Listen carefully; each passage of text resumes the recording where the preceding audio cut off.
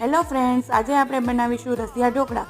એના માટે વધેલા ભાત લઈ લીધા છે। ત્યારબાદ એમાં ખમણેલી દૂધી એડ કરી દઈશું, આદુ મરચાં લસણની પેસ્ટ, ધાણા ભાજી, ઘઉંનો જાડો લોટ, લાલ મરચું પાવડર, ધાણા જીરું પાવડર, હળદર, મીઠું, ગોળ, સાજીના ફૂલ, લીંબુ, મોણ માટે તેલ એડ કરી દેવાનું છે। ત્યારબાદ લોટ બાંધી લેશું અને લોટમાં પાણીની જરૂર નહીં પડે। ફરીથી તેલ એડ કરી દઈશું અને વઘાર માટે તેલ મૂકી એમાં રાઈ, મેથી, જીરું, હિંગ, ડુંગળી, આદુ મરચાં લસણની પેસ્ટ, છાશનું ગોળું, પાણી, હળદર, લાલ મરચું પાવડર, ધાણા જીરું, મીઠું, ગોળ વગેરે નાખીને ઉકાળી લેશું। ત્યારબાદ તૈયાર કરેલા મુઠિયા એડ કરી દઈશું, એને 15 મિનિટ ઉકળવા દેશું। ત્યારબાદ એમાંથી 2-3 મુઠિયા લઈને ભાંગી અને ગ્રેવી થીક થાય એ માટે નાખી દઈશું।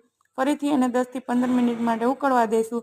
તો તૈયાર છે આપણા રસિયા dhokla. Thank you for watching.